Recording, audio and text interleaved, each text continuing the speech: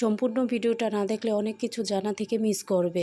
আসসালামু আলাইকুম। আজকের এই ভিডিওটা খুবই গুরুত্বপূর্ণ হতে চলেছে, তাই স্কিপ না করে ভিডিওটা পুরোপুরি দেখবে। এই ভিডিওতে আছে কিছু গুরুত্বপূর্ণ টিপস এবং সাথে সন্ধ্যার চমৎকার একটি সহজ নাস্তা। এই নাস্তাটা বানানোর জন্য প্রথমে কিছু আলুর ভর্তা এবং কিছু ব্রেডক্রাম্ব আর একটা সাথে ডিম নিয়ে নিচ্ছি।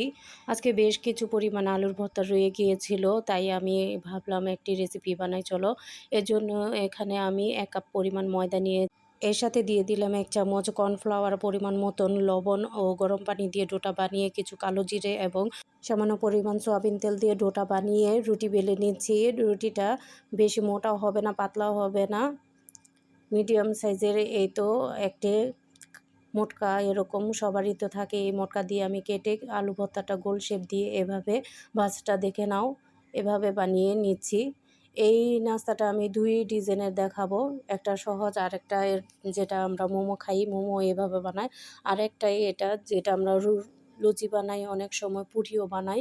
এভাবে দিয়ে আমি আলুর ভর্তাটা ভিতরে দিয়ে পুর দিয়ে গোল বলের শেপের আকারে দিয়ে নিচ্ছি। এই তো দেখো কতটা চমৎকার হয়েছে। এভাবে আমি সবগুলো নাস্তা বানিয়ে নিলাম। এখন দ্বিতীয় প্রসেসে যাই চলো। এখানে কিছু পরিমাণ আমি ময়দা নিয়েছি, সামান্য পরিমাণ লবণ দিয়ে আমি এখানে সামান্য পরিমাণ সয়া সস দিয়ে এখানে নর্মাল পানি দিয়ে আমি একটি ব্যাটার তৈরি করব। ব্যাটারটা এরকম পর্যায়ে আসলে এখানে আরেকটা ডিম নিয়েছি, এই ডিমটাও আমি ফেটে নিচ্ছি। আর এর সাথে আমি ব্রেডক্রাম্ব নিলাম।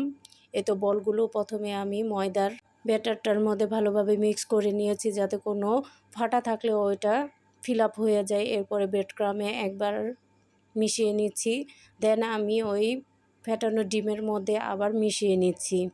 এপাশ ওপাশ করে ভালোভাবে ডিমটা লেগে আসলে আমি আবার দ্বিতীয়বার ব্রেডক্রাম্বসে এই তো মিক্স করে নিচ্ছি। এই তো দেখো চমৎকার হয়ে গিয়েছে। এভাবে করে আমি সবগুলো একে একে বানিয়ে ভেজে নিচ্ছি।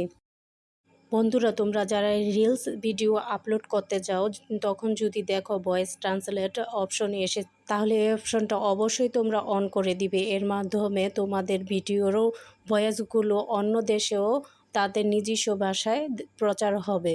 তবে হ্যাঁ, যদি ভিডিওর মধ্যে কোনো মিউজিক সাউন্ড থাকে বা আশেপাশে কোনো নয়েজ থাকে, তাহলে কিন্তু এই অপশনটা কোনো কাজে আসবে না।